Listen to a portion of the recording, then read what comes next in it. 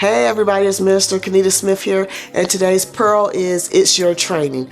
And so today, listen, I want to just talk to you about the things that you've been going through and encourage you, hopefully, to believe God for what this season really is.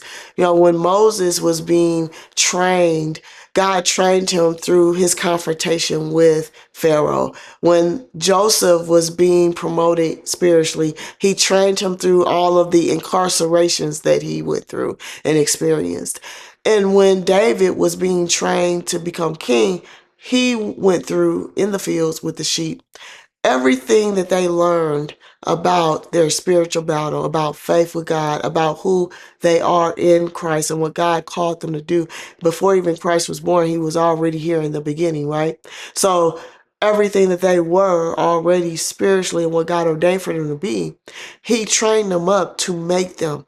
And so your training isn't to break you, but it's to make you.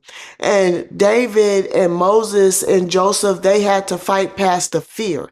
They had to fight past the doubt. They even had to fight past the unbelief.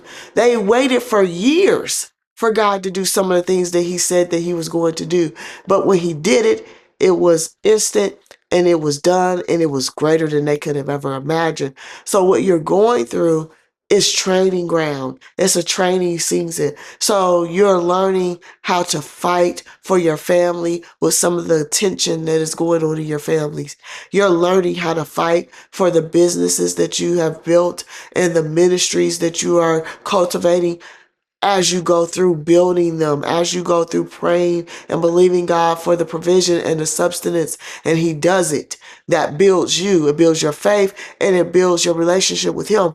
So this is merely training season. It's training season for you because you're going to see things manifest on the call of your life, on the things that God has shown you and what it is that he's taking you. He's just making you in this season, and he's training you to not only know what to do when you need to know what to do, but also to believe him when you need to believe him beyond all things, beyond all doubt.